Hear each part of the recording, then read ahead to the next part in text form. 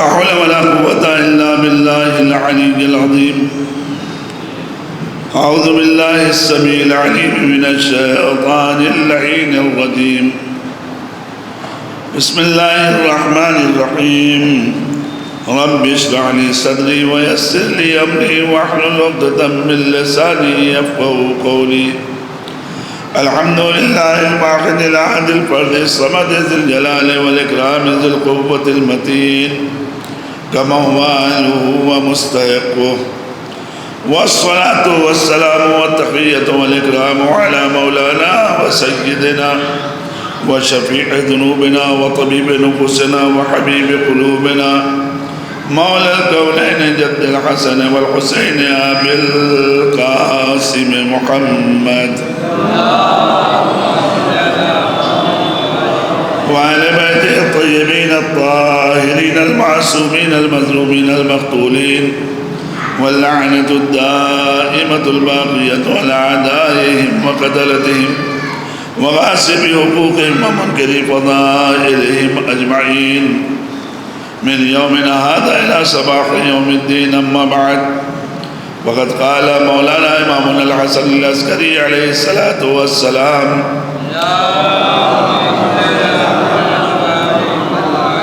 من الفواكه التي تقسم الظهر جار إن رأى حسنة أطفأها وإن رأى سيئة أفشاها. صلوات محمد وآله.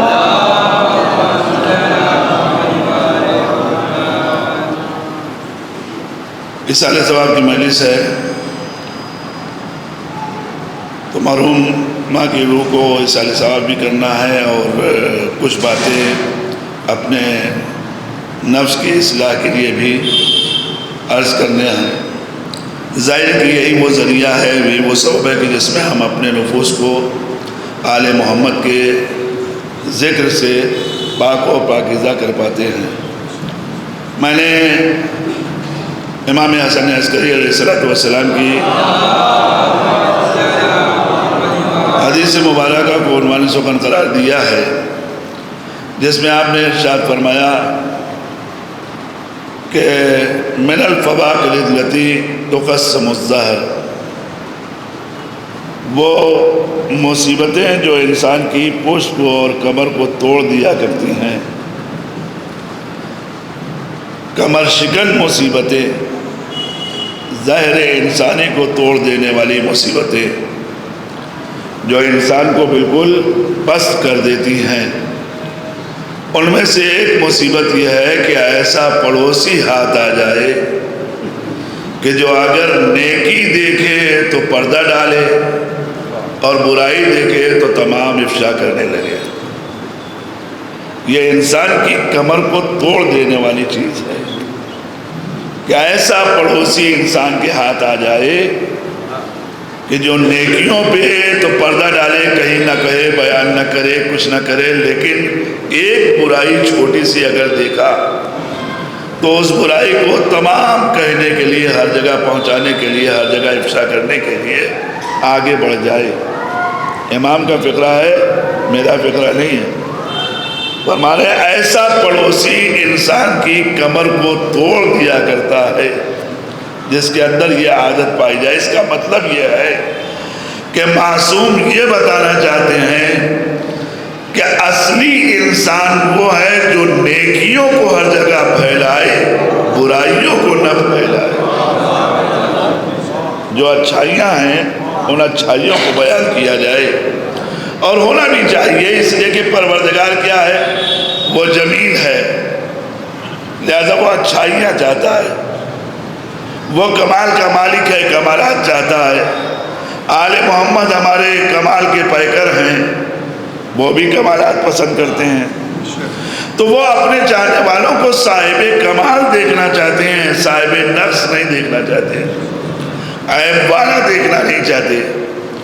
اسی لیے معصومین نے ہم سے یہ جملہ کہا، دیکھو اتقوا اللہ، ہمیشہ اللہ سے ڈرتے رہو، خوف خدا دل میں رکھو. وَسَلِّمُوا لَنَا، اور اپنے کو ہمارے حوالے کر دو. ہمارے اور آپ کے بارے میں امام کا فقرہ ہے جس کو میں آپ کی خدمت میں عرض کر رہا ہوں. اللہ سے ڈرو اور اپنے کو ہمارے حوالے کر دو. کیا مطلب ہے اپنے کو ہمارے حوالے کر دو؟ توجہ کیجیے. مولا کہہ رہے ہیں کہ خود سپردگی تمہارے اندر اتنی پیدا ہو جائے کہ تم اپنے کو بالکل ہمارے حوالے کر دو. اس کا مقصد یہ ہے کہ اب تمہاری مرضی کوئی مرضی نہیں ہے، جو کچھ ہے وہ میری مرضی ہے. تمہارا اختیار کوئی اختیار نہیں ہے، جو کچھ اختیار ہے وہ میرا اختیار ہے. تم اپنے کو ہمارے حوالے کر دو. سلموا لنا. پھر اس کے بعد فرماتے ہیں اور ایک بات یاد رکھو، جروا الینا کل مودۃ، اپنی محبت کے ہر زاویے کو ہماری طرف کھینچ کے لے آؤ اور جتنی برائیاں ہیں ان کو ہمارے درمیان سے دور رکھنے کی کوشش کرو.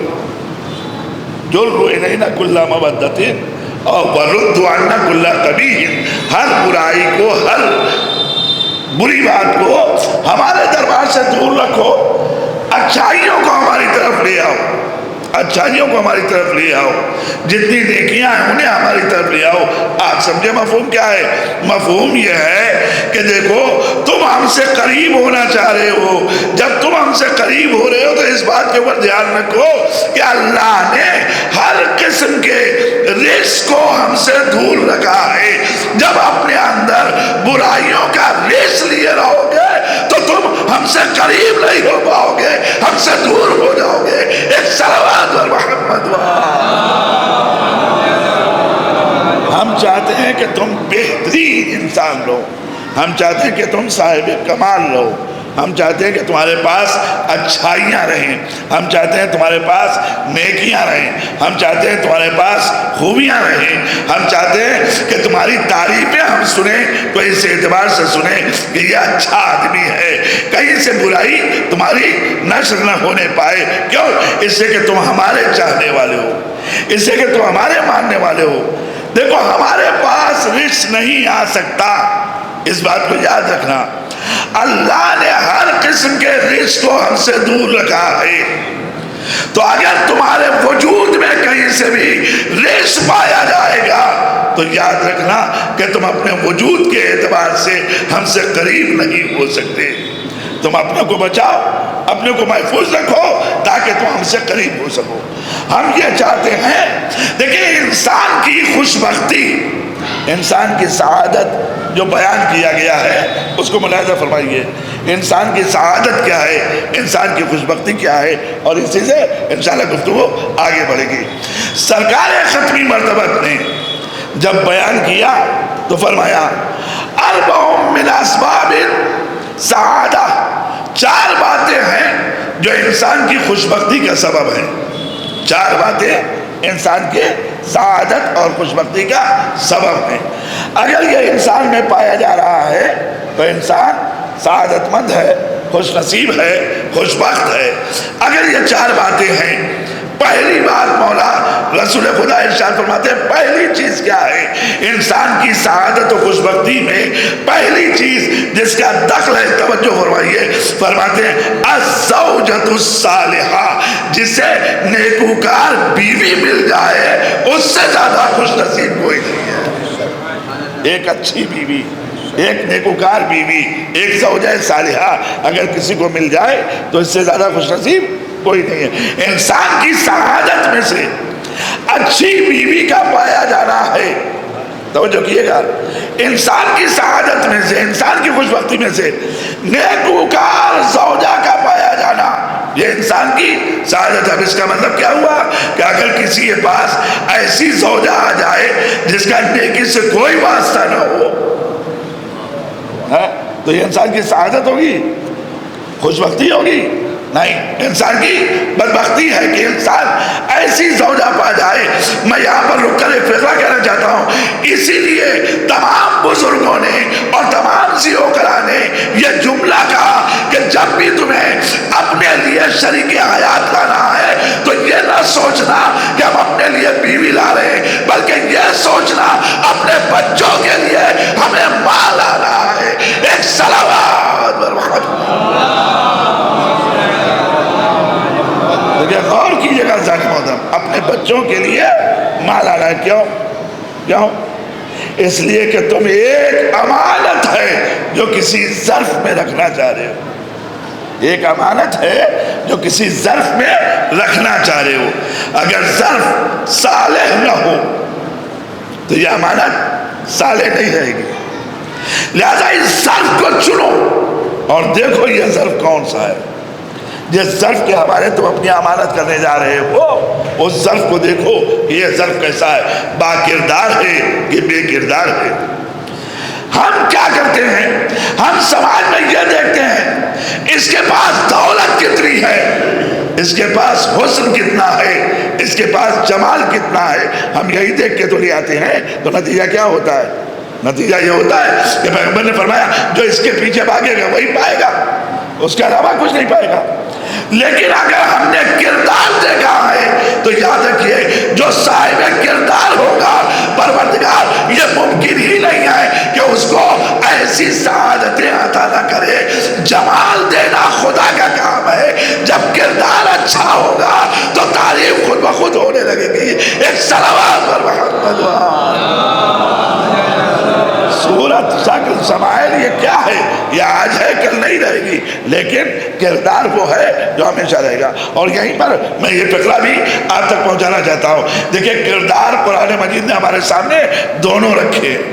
کردار ہمارے سامنے دونوں رکھے، لیکن کافروں کے لیے مثال بنایا تو زوجہ نوح کو بنایا، زوجہ لوط کو بنایا. دو نبیوں کی بیویاں ان کو کیا بنایا؟ کہا یہ نمونہ ہے، مثل ہے. کس کے لیے؟ کافروں کے لیے. یہ لوگ مثل ہے، نمونہ ہے. کس کے لیے؟ کافروں کے لیے. عجیب بات ہے، نبی کی زوجہ مگر مثال ہے کس کے لیے؟ کافروں کے لیے. توجہ کیجیے. اور اس کا آئیے وہاں پر دو عورتوں کا تذکرہ پھر کیا جا رہا ہے، انہیں مثال بنایا جا رہا ہے. کس کے لیے؟ مومنوں کے لیے. کس کو؟ ایک فرعون کی زوجہ کو. جو کہ آسیہ فرعون کی زوجہ، انہیں نمونہ بنایا جا رہا ہے. کس کے لیے؟ صاحبان ایمان کے لیے. توجہ کیے گا کیا معاملہ ہے. ادھر نبی کی زوجہ ہے، ادھر فرعون کی زوجہ ہے. ہونا تو یہ چاہتا کہ نبی کی زوجہ کو مومن کے لیے ہونا چاہیے تھا، فرعون کی زوجہ کو کافروں کے لیے ہونا چاہیے تھا. لیکن قرآن نے عجب مثال رکھا. قرآن نے دونوں چیزیں ہمارے سامنے رکھا. قرآن نے کہا یاد رکھو، یہی ہم بتانا چاہتے ہیں، ہم شخصیتیں نہیں دیکھتے ہیں، ہم کردار دیکھتے ہیں. ایک صلوات پر محمد محسوس کریں اس بات کو. ہم شخصیتیں نہیں دیکھتے ہیں، ہم کردار دیکھتے ہیں، کیونکہ زن فرعون کا کردار کچھ اور ہے. لہذا ہم نے اسے مومنوں کے لیے نمونہ بنایا ہے. ہم نے اسے مومنوں کے لیے نمونہ بنایا، اسوہ بنایا. یہ مومنوں کے لیے. کیوں؟ اس سے کہ اس کا کردار کیا ہے. اس کا کردار کیا ہے کہ اپنے ایمان کو چھپا کر ایک نبوت کے محافظ بنی ہوئی ہے، ایک نبوت کی حفاظت میں لگی ہوئی ہے. تو ہم نے اسے، اور ایک نبی کی بیوی ہے، نبی کے ساتھ ہے، زوجہ نوح زوجہ لوط ہے نبی کے ساتھ. توجہ کیے. خدا نہ کرنا کردار کے اعتبار سے ذاتاً خرابی نہیں ہے، ذاتاً خرابی نہیں. کیوں؟ اس لیے انبیاء کے ساتھ غیر مناسب عورتیں آ ہی نہیں سکتی. اب میں کھلا کہوں تو کہتا ہوں حرامی نسل سے کوئی آ نہیں سکتا. یہاں بھی ایک عجیب بات ہے، بعض لوگ یہ جملہ کہہ دیتے ہیں مجلس پڑھتے ہوئے کہ نوح کا بیٹا وہ حرامی تھا، خدا نہ کرتا خاکم بدار. ہو ہی نہیں سکتا نبی کا بیٹا اور حرامی ہو جائے، ممکن ہی نہیں ہے. بعض ذاکر نے پڑھا ایسا. دیکھیں آپ توجہ کیے، نبوت کے یہاں یہ ممکن ہی نہیں ہے ایسے صفات کا آنا کہ جو کسی اعتبار سے تناسب نہیں رکھتا. ممکن ہی نہیں ہے، ہو ہی نہیں سکتا. ہاں اخلاقی خامیاں یہ ممکن ہے، اخلاقی خامیوں کے ساتھ کوئی نبی کے ساتھ آ جائے، اخلاقی خامیوں کے ساتھ کوئی نبی کے ساتھ آ جائے. قرآن نے دو نبیوں کی بیوی کا تذکرہ کر کے یہ بتا دیا کہ اگر اخلاقی خرابی کسی بھی زوجہ میں کسی بھی وقت دیکھنا تو بس یہ نہ سوچنا کہ نبی کے ساتھ ہے، یہ دیکھنا اخلاق قابل تعریف ہے کہ نہیں ہے. ایک صلوات پر محمد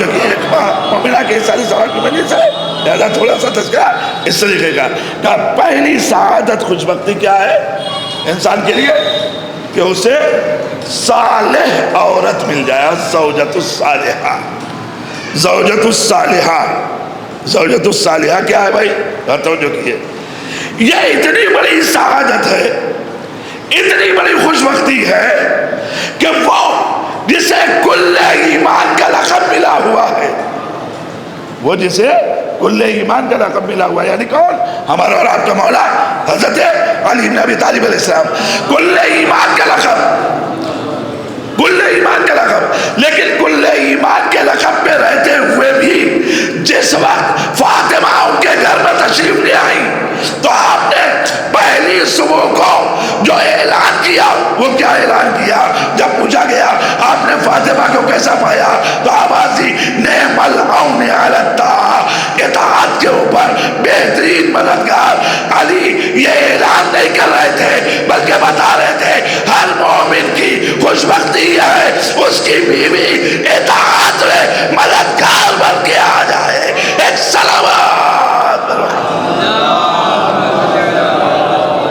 اس کی بیوی اطاعت میں عبادت میں مددگار بن کے آ جائے اور طے ہے یہ ہمارے اللہ کا شکر ہے کہ ہمارے گھرانوں میں ہمارے خاندانوں میں شیعوں کے گھرانوں میں اور خاندانوں میں سب سے بڑی بات یہ ہے جتنے خیر ان عورتوں کی بدولت ہیں اتنے مردوں کی بدولت نہیں ہوتے ہاں آپ دیکھیے اب دیکھیے اکا دکا کی بات نہ کیجیے زیادہ تر عزاداری کن سے ہے ان سے نظر و نیاز کس سے ہے ان سے انہی خواتین کی بدولت ہے نا یہ اچھائیوں کا محور ہے تبھی تو یہ بات ہے ورنہ ممکن نہیں تھا تو اب انسان کی سعادت کیا ہے وہ عورت کہ جو صالح ہو اب صالح اس ایک لفظ کو یاد رکھیے گا صالحہ زوجۃ الصالحہ وہ زوجہ کہ جو نیکوکار ہو لفظی ترجمہ یہی ہوتا ہے لیکن اگر صالحہ کے آپ لفظ کے اوپر جائیں گے تو آواز دی جاتی ہے صالح اس عمل کو کہتے ہیں جس میں ملاوٹ کہیں نہ پائی جائے توجہ کیجیے جس میں ملاوٹ کہیں پائی نہ جائے اس کا مقصد کیا ہوا بہترین زوجہ وہ ہے جو اگر سجاوٹ بھی اپنی کرے تو غیر کے لیے نہ کرے شوہر کے لیے کرے اگر اپنے کو سجائے بھی تو اس کے مد نظر یہ نہ ہو کہ چار آدمی دوسرے تعریف کرے بلکہ اپنے شوہر کے لیے اپنے کو سنوارے اپنے شوہر کے لیے خدمت کرے کھانا پکائے جو بھی کر رہی ہے وہ سب کس کے لیے اس لیے کہ اگر شوہر راضی ہو گیا تو پروردگار بھی راضی رہے گا اہل بیت بھی راضی رہیں گے ایک صلوات پر محمد تو یہ ہے پہلی سعادت پہلی خوش بختی دیکھیں مجلس کے مختلف رخ ہوتے ہاں مجلس کے وہ بھی رخ ہے کہ خالی خیبر اور خندق ہم شروع کریں اور کر سکتے ہیں کوئی مشکل نہیں ہے لیکن مجلس کا اصل رخ یہ ہے کہ ہم اٹھ کے ان تعلیم سے اپنے آپ کو آراستہ کر لیں جو آل محمد نے عطا کی ہے اس لیے میں نے معصوم کے ان فکروں کو اور مانسوں میں قرار دیا ارشاد فرمایا پہلی سعادت کیا ہے پہلی سعادت یہ ہے کہ انسان کو ایسی بیوی مل جائے کہ جو صالحہ ہو دوسری خوش بختی انسان کی کس بات میں ہے سعادت کس بات میں ہے فرمایا دوسری المکان الواسع رہنے کے لیے اسے وسیع مکان مل جائے یہ انسان کی خوش بختی ہے دیکھیے غور کیجیے گا وسیع مکان انسان کی خوش بختی ہے کہ انسان وسیع مکان میں رہے اب ایک بات یہاں پر ہم آپ سے کہنا چاہتے ہیں 4 دن کے لیے رہنا ہو تو آدمی کیسے تیسے گزار کر لے گا گزارا کر لے گا آپ جائیے مسابقہ خانے میں چھوٹا سا کمرہ بھی ملے گا تو آپ کہیں گے ہمارا 2 دن کی بات ہے کٹ جائے گی لیکن اگر لمبے مدت تک کہیں رہنا ہو 1 1.5 سال اگر رہنا ہے تو کہتے نہیں بھائی ذرا سا اچھا کمرہ مل جائے ذرا اچھا ماحول مل جائے ذرا اچھا یہ کیوں اس سے کہ جہاں زیادہ رہنا آتا ہے وسعت زیادہ چاہیے ہوتی ہے۔ اب مجھے بتائیے، اللہ نے آپ کو یہاں رہنے کے لیے پیدا کیا ہے کہ آخرت میں رہنے کے لیے؟ طے کیجئے، اللہ نے کہاں کے لیے پیدا کیا ہے؟ اللہ نے کس جگہ کے لیے، کہاں کے لیے پیدا کیا بھائی؟ دنیا کے لیے؟ اللہ نے دنیا کے لیے پیدا کیا ہے۔ ہر مسلمان ایک نعرہ اپنی زبان سے لگاتا رہتا ہے، اور وہ کون سا نعرہ؟ قرآن کا دیا ہوا شعر کیا کہتا ہے؟ انا للہ، کیا کہتا ہے پہلے؟ انا للہ، ہم اللہ کے لیے ہیں۔ کیا مطلب ہے ہم اللہ کے لیے؟ یہ نعرہ کیا ہے؟ یہ نعرہ بتا رہا ہے کہ ساری کائنات اللہ نے ہمارے لیے بنائی ہے، ہمیں اپنے لیے بنایا ہے۔ اللہ نے ساری کائنات ہمارے لیے بنائی ہے، مگر ہمیں اپنے لیے بنایا ہے۔ تو جس خدا نے ہمیں اپنے لیے بنایا ہے، ہمیں اس خدا کے پاس رہنے کے لیے، اس خدا کے پاس رہنے کے لیے جہاں وہ رکھنا چاہے، جہاں وہ رکھنا چاہے، جہاں بھی رکھے۔ اس نے کہا ہم نے اس دنیا کو فانی بنایا، آخرت کو باقی بنایا، تو جو باقی رہنے والی جگہ ہے اس میں وسعت چاہیے، اس مکان میں وسعت چاہیے۔ لہذا وسعت کیسے ملے؟ کہا بہانے سے، حسنہ کے نام پہ، نیکیوں کے نام پہ، اجر کے نام پہ ہم نے تمہیں دیا ہے۔ اسی لیے ایک ایک شعر پر جو جنت میں کئی بیت عطا کیے ہیں، وہ اسی بنیاد کے اوپر کہ رہنے کے لیے وسیع مکان مل جائے۔ ایک صلوات انسان کی خوش بختی ہے۔ اب آتے کہ چھوٹے چھوٹے عمل پہ کتنا بڑا اجر ملتا ہے۔ میں آپ کی خدمت عرض کروں، ہم نے کچھ نہیں کیا، ہم نے کچھ نہیں کیا۔ میں برابر پڑھتا ہوں اس جملے کو، اور آپ استقبال کرتے ہیں، آپ آج بھی کریں گے۔ ہم نے کچھ نہیں کیا، راستے میں پڑا ہوا ایک پتھر تھا، راستے میں پڑا ہوا ایک پتھر تھا، ہم نے اس پتھر کو اٹھا کے کنارے کر دیا کہ آنے والے کو ٹھوکر نہ لگنے پائے۔ کیا کیا ہم نے؟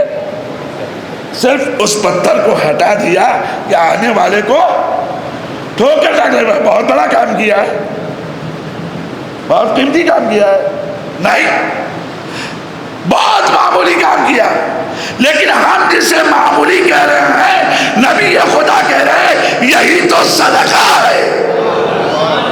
نہیں توجہ کیا میں سارے محترم، میں نے ایک جملہ کہا ہے، نبی خدا کہہ رہے ہیں اماطۃ الاذی عن الطریق صدقۃ، راستے سے مٹا دینا اس پتھر کا جو ٹھوکر لگنے والا ہے، یہ کیا ہے؟ یہ صدقہ ہے۔ اور صدقہ کے لیے اتنا تو ہم نے پڑھا ہے نا کہ من جاء بالحسنۃ فلہ عشر امثالھا، جو ایک نیکی لے کر آتا ہے اللہ اسے 10 نیکیاں عطا کرتا ہے۔ ایک صلوات،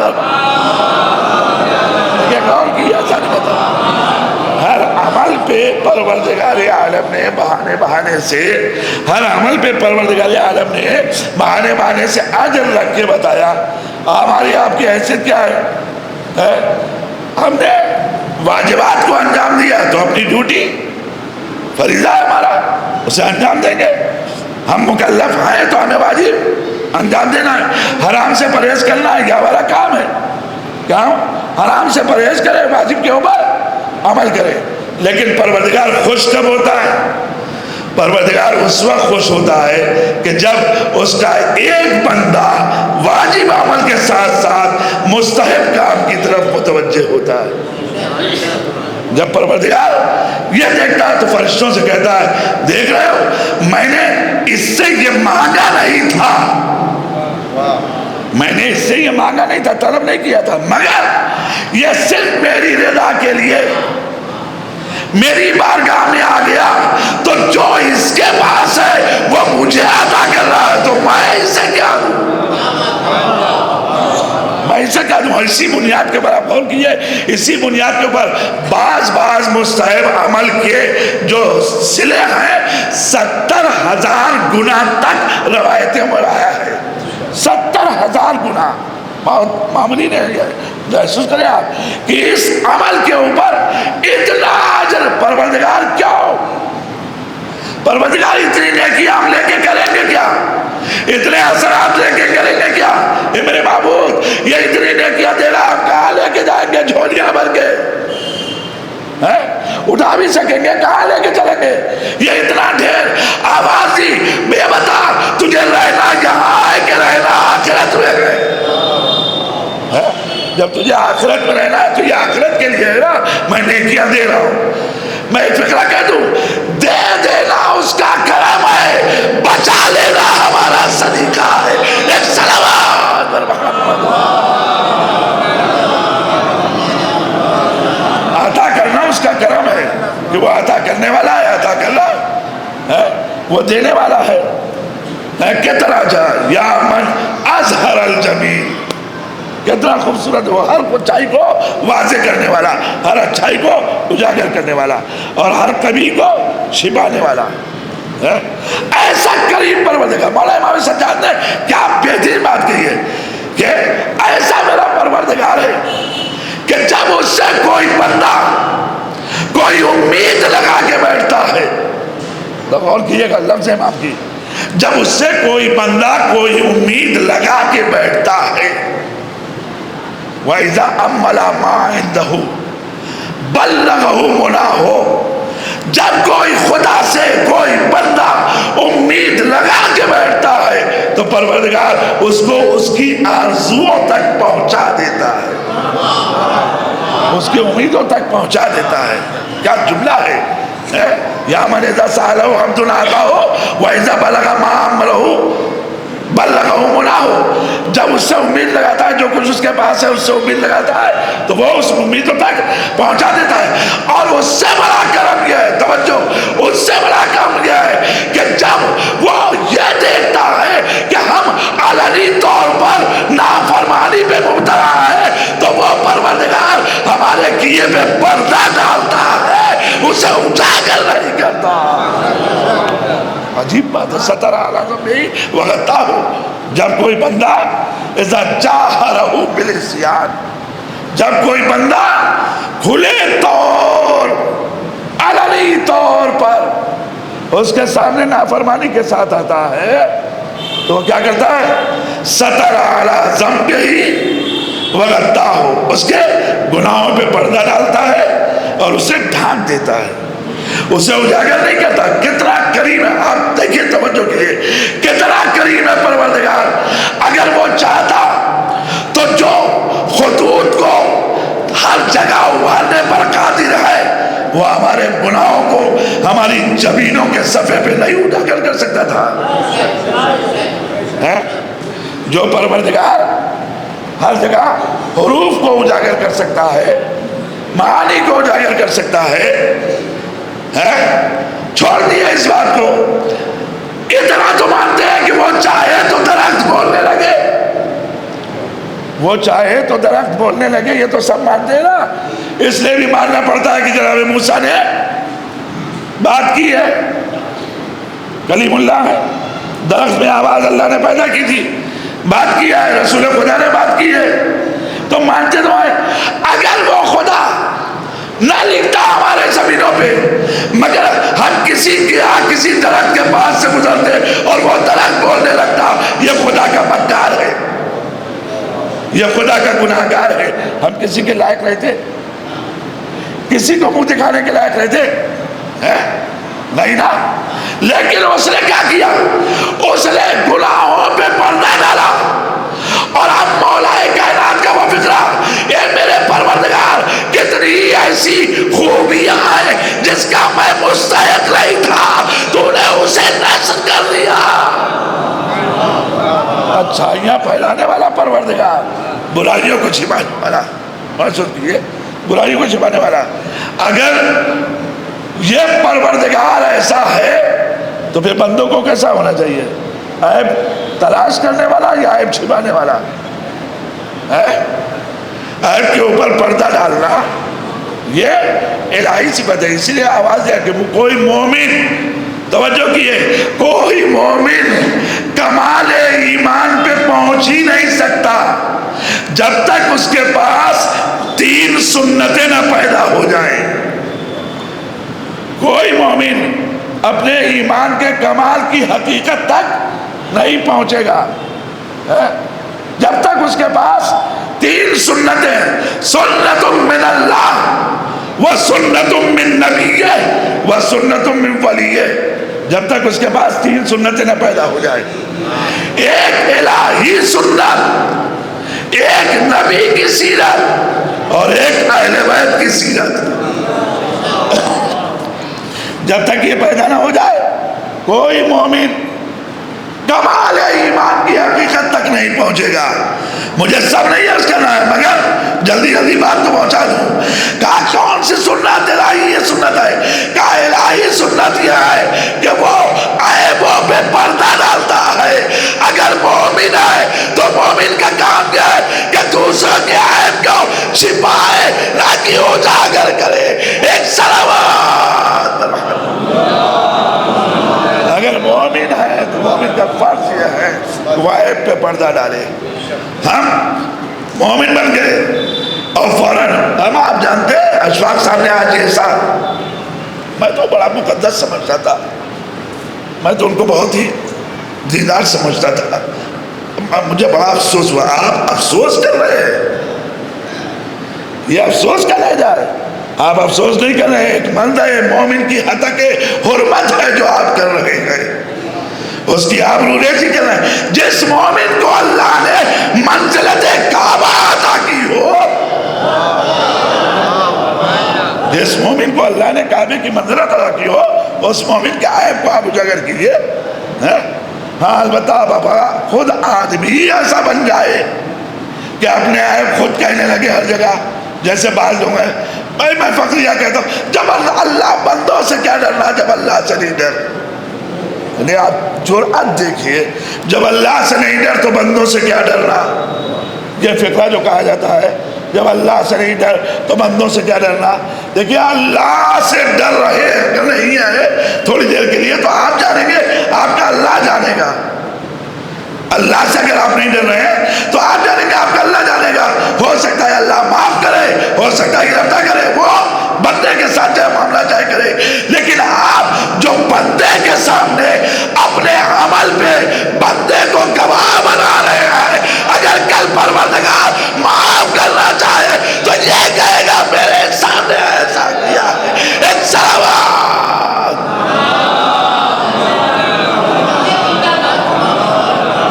یہ نہ کہیے کہ بندوں سے جب اللہ سے نہیں ڈرنا تو بندوں سے کیا ڈرنا. آپ بندوں کے سامنے اگر کوئی ایسی حقیقت حرکت کر رہے ہیں آپ جس پر اسے گواہ بنا رہے ہیں، اگر کل پروردگار اپنے کرم سے آپ کو بخشنا بھی چاہے تو یہ بندہ کھڑا ہو جائے گا وہاں. پروردگار میرے سامنے ایسا کیا ہے، میرے سامنے ایسا کیا ہے. آپ بتائیے پروردگار اس جگہ پر کیا کہے. آپ نے گواہ بنایا ہے، آپ نے مسعود کیا ہے اپنے عمل کو. تو آجا یہ مت دیکھیے کہ یہ بندے دیکھ رہے ہیں، بلکہ آپ کہیے مجھے شرم آتی ہے، یہ خلق خدا ہے. خلق خدا سے جو شرمائے گا وہ اپنے پروردگار سے بھی شرمائے گا.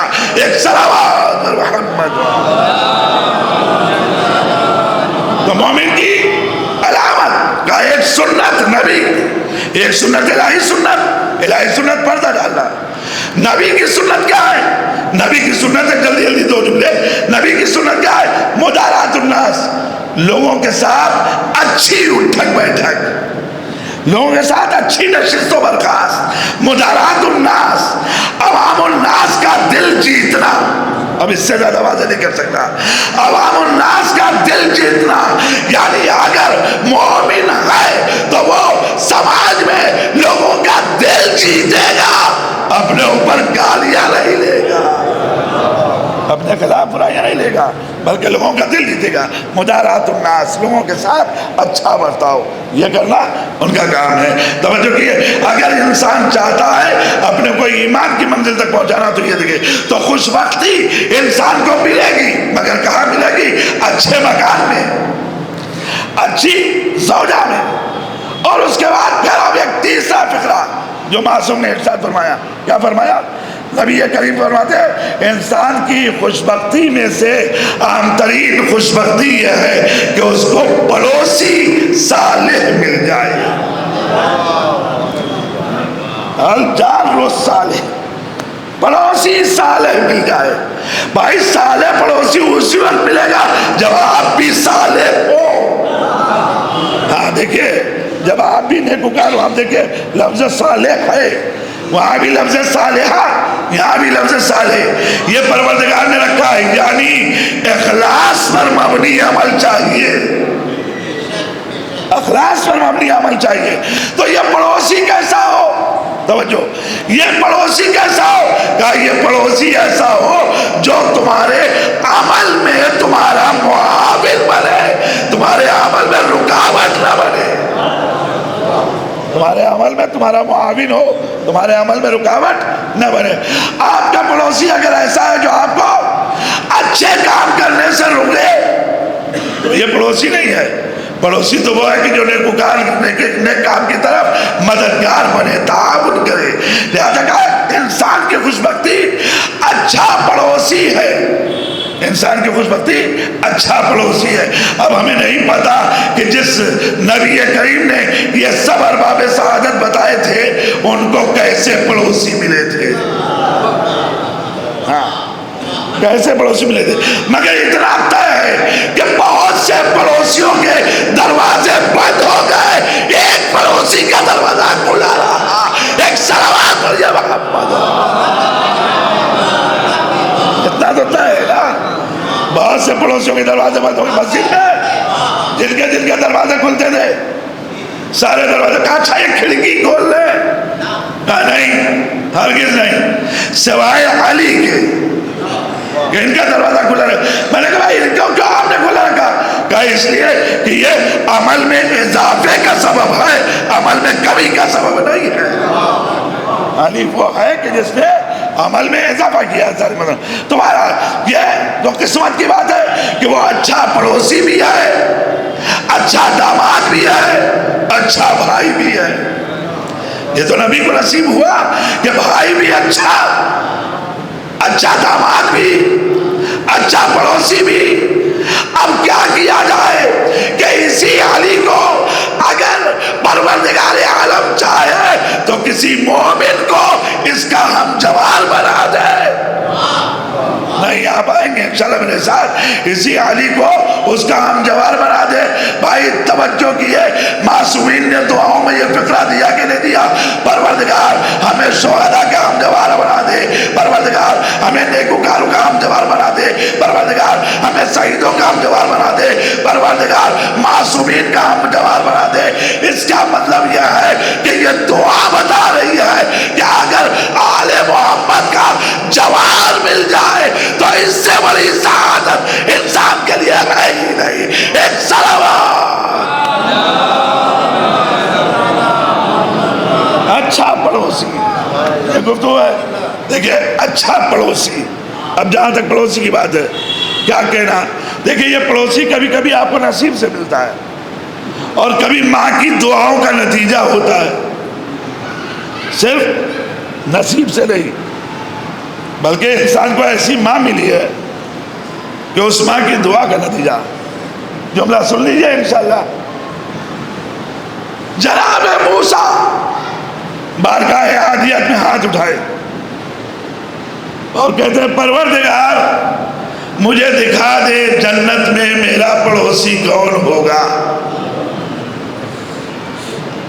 پروردگار مجھے دکھا دے جنت میں میرا پڑوسی کون ہوگا. اب دیکھیں ہم جیسے تو ہیں نہیں کہ جن کی دعا رد ہو جائے. وہ تھے کلیم اللہ، ان کی دعا بارگاہ اجابت سے ٹکرانی تھی. حکم آیا جاؤ جاؤ فلاں قصاب کی دکان پہ چلے جاؤ، وہ قصاب تمہارا پڑوسی ہے.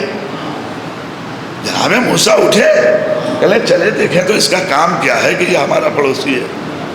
آگے وہاں آگے دن بھر بیٹھے رہے، نظر بھر کے دیکھ رہے، سوچتے جا رہے کوئی کام تو ایسا نہیں ہے کہ اس کی بنیاد کے اوپر یہ ہمارا پڑوسی ہو۔ کہاں میں کریم اللہ، میں اپنی زبان میں بات کر رہا ہوں، جناب موسیٰ نہیں، کہاں میں کریم اللہ، غلہ ہم کو ہو جاتا ہے نا ذرا سے میں، اتنے بڑے مولانا، تو ہم اپنے اوپر حمل کر کے بات کہہ رہے ہیں۔ کہاں میں کریم اللہ، کہاں یہ بیچارہ قصاب، اس کی کیا مثال کی ہمارے ساتھ پڑوسی ہے؟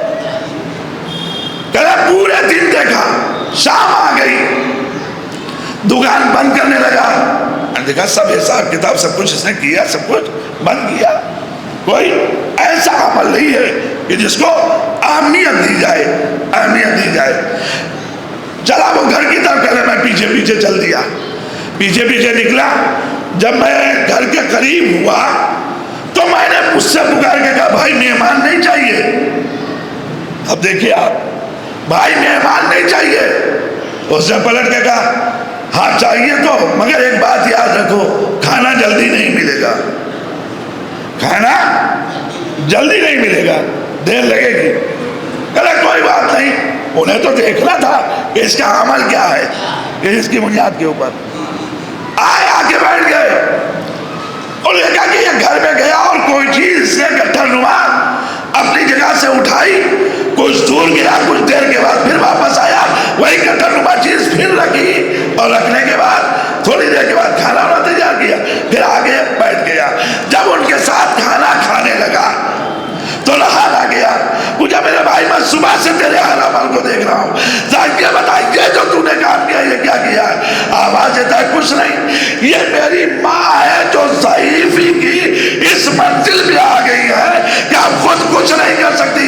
میں صبح جاتا ہوں جب تو انہیں نہلا دھلا کے صاف ستھرا کر کے کھلا پلا کے پانی دوا پاس رکھ کے میں چلا جاتا ہوں، شام کو جب واپس آتا ہوں تو پھر انہیں اٹھا کے لے کے جاتا ہوں، ان کی گندگی دور کرتا ہوں، ان کی طہارت دور کرتا ہوں، اس کے بعد لا کے کھلاتا ہوں، دوا دیتا ہوں، پھر اپنے کھانے کی طرف متوجہ ہوتا ہوں۔ کہا اچھا یہ تیرا کام ہے؟ کہا یہ میرا کام ہے۔ کہا اچھا بڑا اچھا کام ہے؟ کہا نہیں، مزہ تو جب آتا ہے کہ یہ خدمت میں کرتا ہوں۔ تو وہ پلٹ کے ایک فکرہ کہتی ہے اللہ تجھے موسیٰ نبی کا پڑوسی جنت میں بنائے، اللہ تجھے موسیٰ نبی کا پڑوسی جنت میں بنائے۔ جیسا یہ جملہ کا جناب موسیٰ نے کہا سن تیری دعا قبول ہو گئی، میں ہی موسیٰ ہوں، توجہ کیے، میں ہی موسیٰ ہوں۔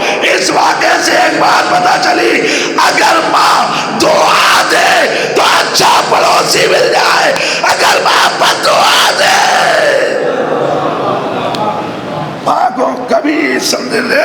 دیکھیں انسان کی سعادت جہاں چیزیں ہیں، اچھا پڑوسی، وہی ایک ایسی ماں مل جائے۔ عزیزان محترم، ان ماں کو ایک مرمہ کی سلسلہ، ان ماں کو سمجھنا پڑے گا ہمیں یہ کس وقت اور کس درجے اور کس منزل پہ ہیں۔ خدا کی قسم یہ اگر چاہیں بہت اہم لوگ کی طرف آپ کو متوجہ کر رہا ہوں، یہ اگر چاہیں تو غیر کے لطفے کو ایسا صاحب کردار بنا دے کہ وقت کا معصوم اسے اپنانے پہ تیار ہو جائے۔ یہ اگر چاہے ماں ہی کا کردار ہے، اس کو مد نظر رکھیے گا۔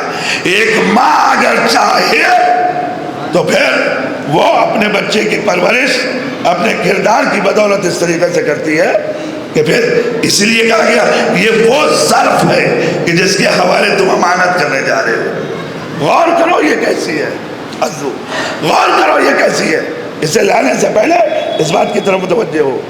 یاد رکھیے گا عزیزان محترم، اللہ نے اپنے یہاں نہ مرد دیکھا ہے، نہ عمل دیکھا، نہ عورت دیکھا ہے، بلکہ اللہ نے کیا دیکھا ہے؟ حسن عمل کا۔ میرے نزدیک مکرم وہی ہے جس کا عمل زیادہ اچھا ہے۔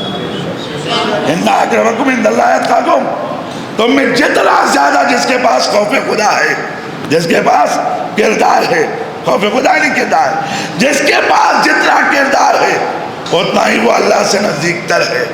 یہی وجہ ہے کہ اس گھرانے میں توجہ کیے گا، اس گھرانے میں حبش سے آ جانے والی کلیسوں نے بھی اپنا کردار اتنا پختہ رکھا ہے، اپنا کردار اتنا پختہ رکھا ہے کہ تاریخ جب ان کا تذکرہ کرتی ہے تو جھومنے لگتی ہے. کیا کہنا، کیا کردار رکھتی ہے، کیا انداز ہے ان کا. آپ کو میں بہت زیادہ وقت لینا نہیں چاہتا کہ اس طرف لے کے جاؤں، صرف ایک اشارہ کر کے گزرنا چاہتا ہوں. کیا آپ دیکھیں معصومین کے ہاں خداوند کریم نے جن گودوں کو انتخاب کیا ہے عصمت کے لیے، جن گودوں کا انتخاب کیا ہے عصمت کے لیے، معصومین کے لیے، ان میں آپ دیکھیے گا یہ مسلسل 10ویں امام کے بعد سے زیادہ تر آپ کو جو عورتیں ملیں گی وہ کہاں کی مل رہی ہیں؟ یہ سب افریقہ کے قبائل کی، مگر افریقہ کے قبائل کے ہونے کے باوجود ان کا کردار اس قابل ہے کہ انہیں معصوم کی ماں قرار دیا گیا ہے. عصمتی کردار رکھنے والی ہے. اور انہیں میں سے ایک شہزادی جو غیر مذہب سے آئی ہیں، جو ہمارے موجودہ امام کی جناب نرجس خاتون، ان کو دیکھیں وہ بھی کردار. پروردگار آواز دیتا ہے، ہم یہ نہیں دیکھتے کہ کون ہے، ہم یہ دیکھتے ہیں کہ کردار کیسا ہے. ہم یہ نہیں دیکھتے کون ہے، ہم یہ دیکھتے کردار ایسا ہے. اور یہی چیز ہمارے مولا نے ہمیں تعلیم کی کہ کبھی یہ نہ دیکھنا کون کہہ رہا ہے، یہ دیکھنا کیا کہہ رہا ہے. ایک صلوات کیوں؟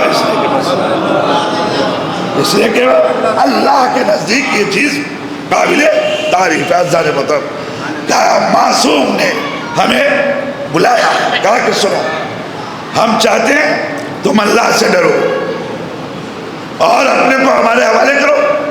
وَرُدُّ الْأَمْرَ إِلَيْنَا، اپنے جتنے مسائل ہیں ان مسائل میں خود فیصلہ نہ کرو، انہیں ہماری بارگاہ میں پلٹا دو، امام کی بارگاہ میں پلٹا دو. امام زمانہ کہہ رہے ہیں، میں نہیں کہہ رہا ہوں. رُدُّ الْأَمْرَ إِلَيْنَا، جتنے امر ہیں انہیں تم پلٹاؤ. کہاں پلٹاؤ؟ ہماری بارگاہ میں، یعنی امام زمانہ کی بارگاہ میں.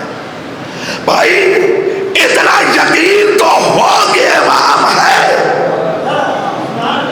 کہنا آسان ہے کہ امام ہے، یقین پیدا بھی تو کرو کہ امام ہے. تبھی تو آپ امام کی طرف پلٹائیں گے جب آپ کو یقین ہو کہ امام ہے. اور یہ بات طے ہے کہ امام ہے. امام نے ثابت کیا ہے، امام نے ثابت کیا ہے مختلف مقامات پہ.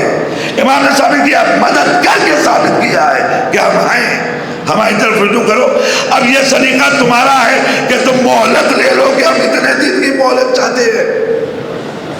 اب کیا کروں، اس سے علاوہ ہے آپ کو کہاں لے آؤں؟ علماء نے اگر مہلت لے لی کہ 3 دن بعد جواب دیں گے، تو امام نے 3 ہی دن کے بعد مدد بھی کی.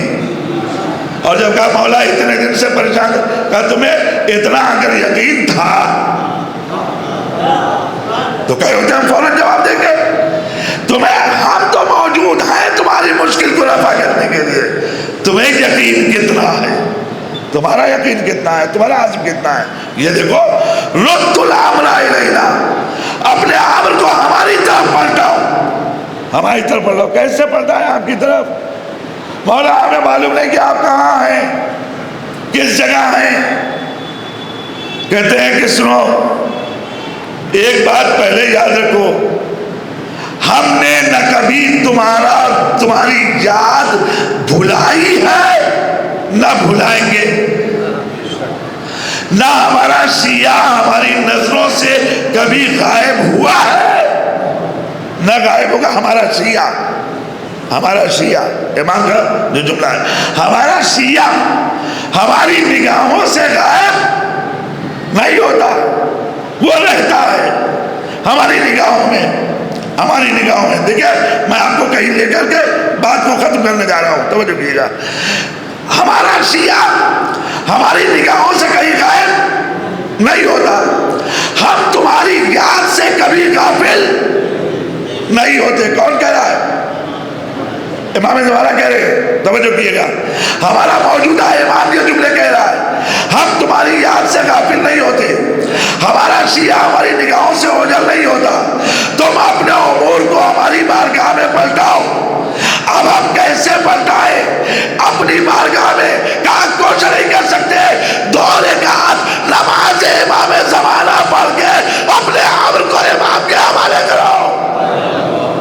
اتنا تو کر سکتے ہو، اتنا تو کر سکتے ہو؟ نہیں کر سکتے، نہیں کر سکتے۔ کیوں؟ جیسے کہ ہوائے نفس کا غلبہ ہے، ہوائے نفس کا غلبہ ہے۔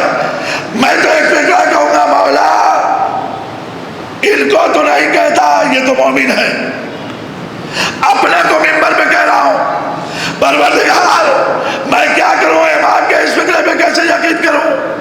جب میں نے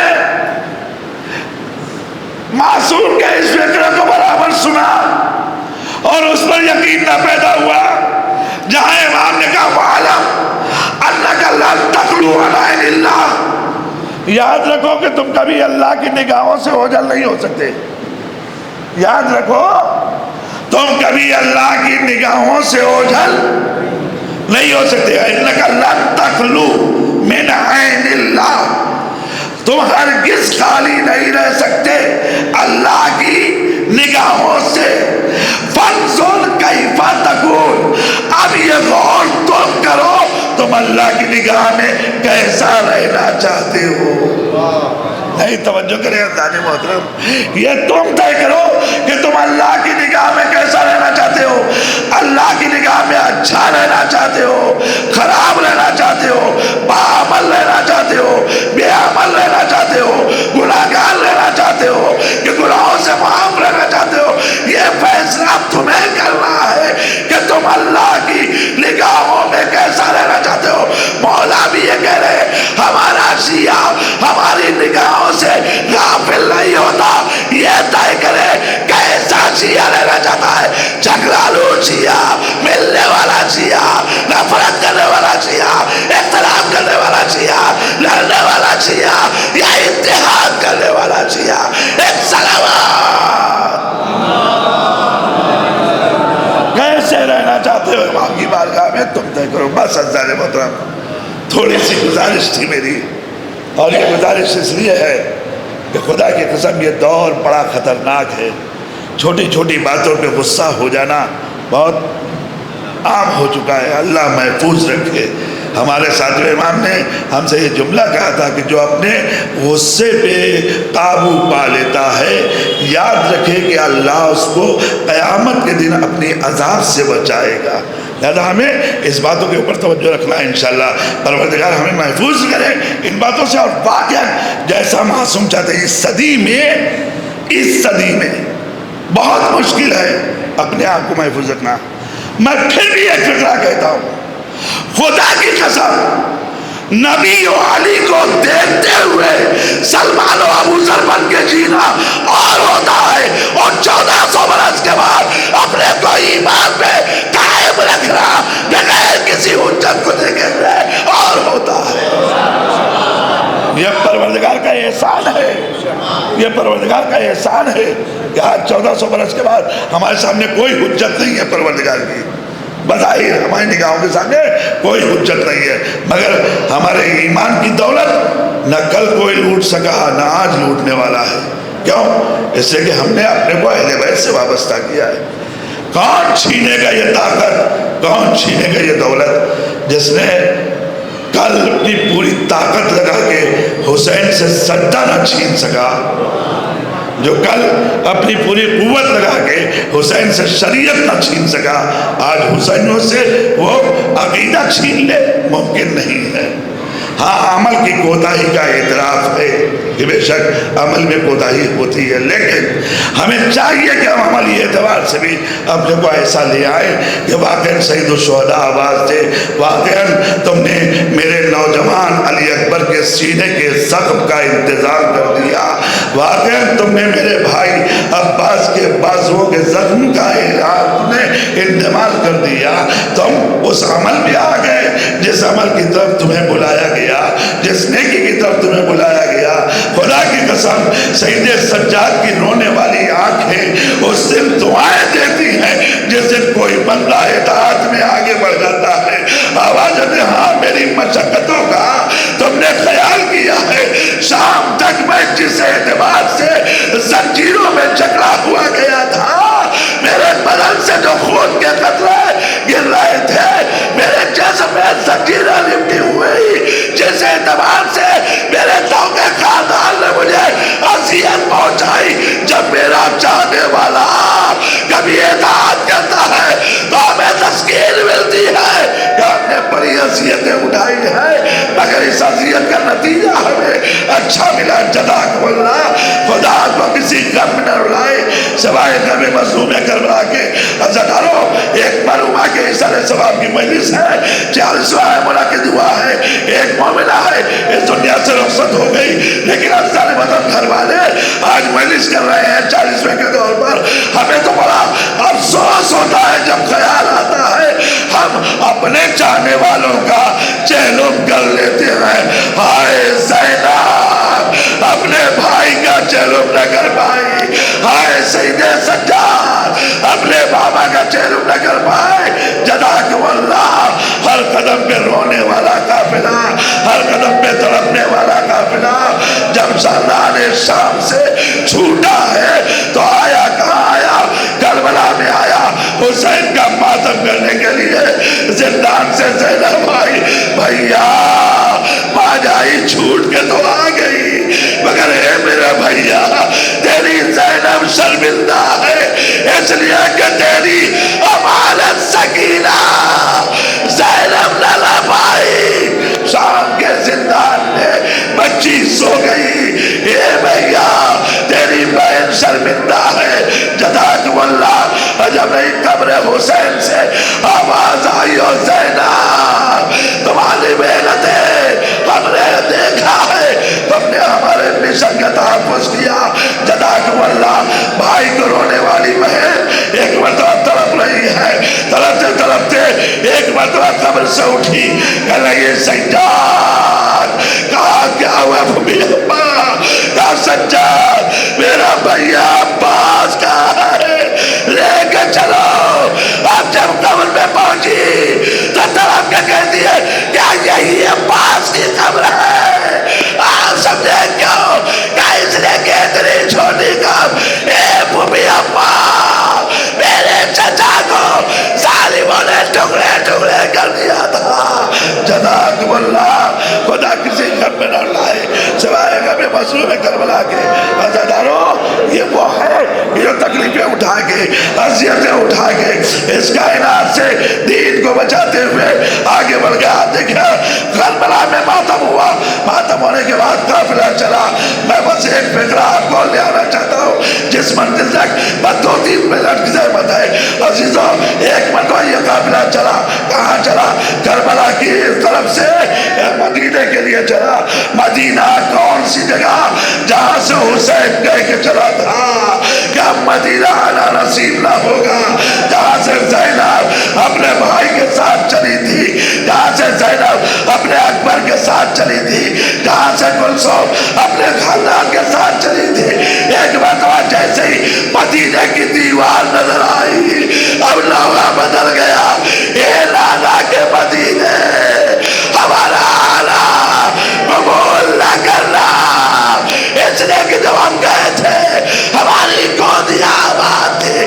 اے مدینہ اب ہم آئے ہیں, حسین کو کھو کر آئے ہیں, عباس کو کھو کر آئے ہیں. جزاکم اللہ. خدا کسی غم میں نہ رلائے سوائے غم مظلوم کربلا کے. عزیزانو, 2-3 فکرے بس اور مجلس تمام کر دی میں نے.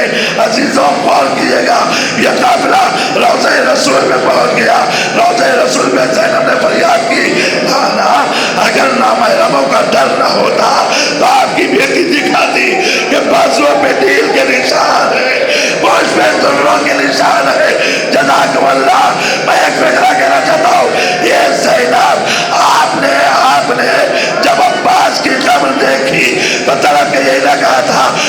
یہ میرے عباس کی قبر ہے. ارے اسی مدینے میں ایک بیوی عصا کا سہارا لے کے بشیر سے کہہ رہی ہے کہ میرا حسین مارا گیا. کہا حسین مارا گیا. کہا نبی کا نواسا حسین. کہا نبی کا نواسا حسین. ایک مرتبہ روک کرتی ہے نجف کی طرف. اے وارث میرے عباس سے شاید وفا نہیں کی. اتنا سننا تھا. اس نے سر بیٹا. نہیں بی بی یہ تو جب ہوا جب عباس مارا گیا تب حسین مارا گیا. بی بی آپ کے عباس کے پہلے بازو کٹے ہیں, اس کے بعد گوشت پڑا ہے, تب عباس گرا. اب جو یہ فقرہ سنا تو ایک مقدار فقرہ بدل گیا. طرف کے کہتی ہے ہر گرنے والا بلندی سے جب گرتا ہے ہاتھوں کا سہارا لیتا ہے. ہائے میرا عباس جب بلندی سے نیچے آیا ہاتھ بھی نہ تھے. ارے میرے بیٹا اے عباس مگر میں تجھے نہ لوں گی. میں تو حسین کو جس کی ماں نہیں ہے طرف کے آ گئی بقی میں. واہ غربتا واہ مصیبتا.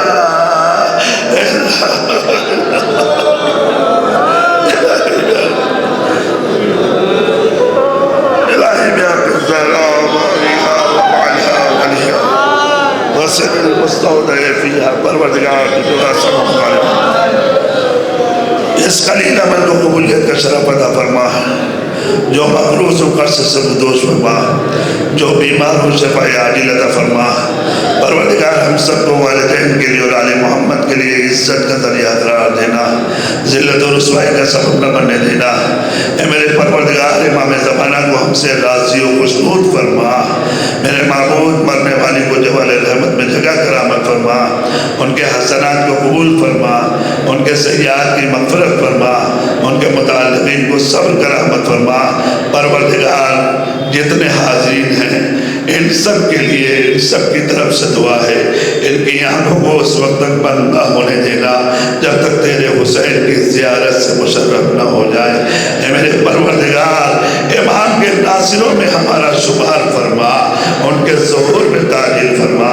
وآخر دعوانا الحمدللہ رب العالمین. گزارش ہے ایک بار سورہ حمد 3 بار سورہ اخلاص کی تلاوت فرما کر مرحومہ عابدہ بانو کربلائیہ بنت محمد رضا مرحوم سرور حسین صاحب اور جملہ مومنین و مومنات کی ارواح کو احسان ثواب فرمائیں. سروں کا ثواب, قرآن کا ثواب, مجلس کا ثواب انشاءاللہ.